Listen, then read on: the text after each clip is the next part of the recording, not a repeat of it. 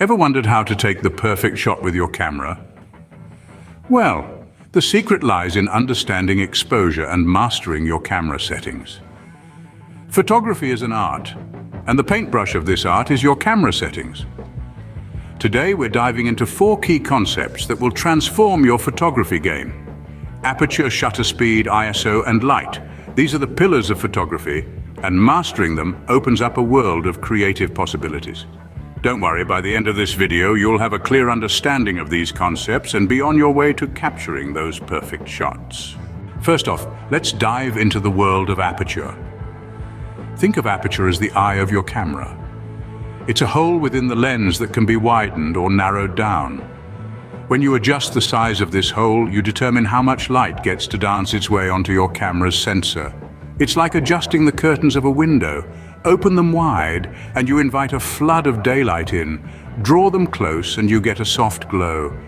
But aperture isn't just a light gatekeeper. It plays a crucial role in how much of your shot is in sharp focus, a concept we call depth of field. Picture a field full of sunflowers. With a wide aperture, you might focus on one radiant sunflower, leaving the rest in a gentle blur. This is a shallow depth of field, but narrow down your aperture and voila! You've got a field of sunflowers, each one as sharp as the next. This is a deep depth of field. Aperture values are measured in f-stops.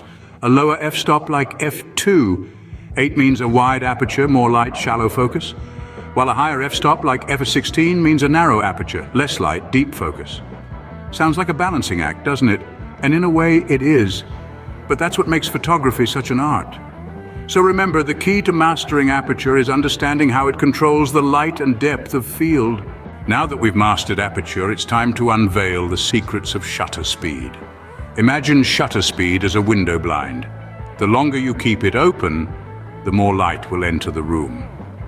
In photography, shutter speed is essentially the amount of time the camera's shutter is open, allowing light to hit the sensor. It plays a crucial role in determining the overall exposure of your image alongside aperture and ISO. But here's where it gets interesting. Shutter speed doesn't just control light, it also controls motion. Ever seen those silky smooth waterfalls or star trails in photos? That's a slow shutter speed at work, allowing the camera to capture movement over time. On the flip side, if you want to freeze action like a bird in flight or a football mid-air, you'd use a fast shutter speed. Now think of it as a dance. A slow shutter speed is like a graceful waltz, capturing movement in a fluid, continuous motion. A fast shutter speed, on the other hand, is like a quick step, freezing action in an instant. Of course, there are trade-offs. A slower shutter speed may cause unwanted blur if your subject moves too much or if the camera shakes. A faster shutter speed can result in underexposed images if there isn't enough light. So the trick with shutter speed is balancing the exposure and motion blur to get that perfect shot. Moving on, let's demystify the often misunderstood ISO. Picture this, you're at a dimly lit birthday party and you want to capture the candle-blowing moment. You've set your aperture and shutter speed, but the image still looks too dark. That's where ISO comes in. ISO, in the world of photography, is like your camera's sensitivity to light. It's your secret sauce to brightening up those dark shots. When the light is low and you can't or don't want to change your aperture or shutter speed, ISO is your best friend. You simply crank it up. But before you go turning your ISO up to 11, let's talk about the flip side. The higher the ISO, the brighter the image, but also the grainier. It's like turning up the volume on a song. The louder it gets, the more distortion you hear. That's what we call noise in photography. So, what's the magic ISO number? Well, that's the catch. There isn't one. It's a balancing act. Too low, and your photo is a scene from a vampire movie. Too high, and it looks like you've sprinkled fairy dust all over it. Your aim is to find the sweet spot where your photo is bright enough without the extra noise. And that, my friends, is more of an art than a science. So in essence, the right ISO setting helps you get the right brightness without adding too much noise to your image. Finally, let's shed some light on, well, light, the heart of photography. Light, in the context of photography, is the essential ingredient that enables the magic to happen. It's the energy that bounces off objects to create the images we capture. Without light, photography would be like trying to read a book in the dark. Impossible and a bit frustrating. Now, the role of light in photography is like a master chef in a kitchen. It's the one thing that can dramatically change the taste of the dish, or in our case, the look of the image. It can create contrast, reveal textures, and shape the mood of your photos. A harsh midday sun will highlight every wrinkle and pore, while the golden hour's soft glow can turn an ordinary landscape into an ethereal wonderland. Understanding and manipulating light can dramatically improve your photos. It's like knowing the secret recipe. You have the power to control the outcome.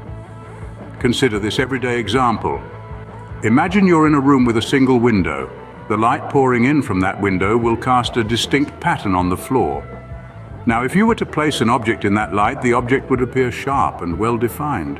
However, as you move the object away from the light, it becomes less defined, more shadowy. The same principle applies when you're out in the world, camera in hand. By learning how to manipulate light, you can control how your subject appears in the photo. You can highlight certain features, create dramatic shadows, or even change the overall mood of the image. So how do you learn to manipulate light?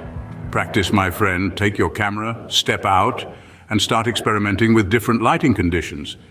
Try shooting at different times of the day, under different weather conditions, and observe how light affects your images. Remember, photography is essentially writing with light. So understanding light is key to taking stunning photos. So there you have it, folks. We've unraveled the mysteries of aperture, shutter speed, ISO, and light.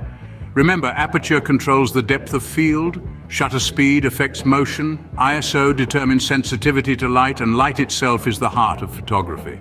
Understanding these elements is like learning a new language, the language of visual storytelling.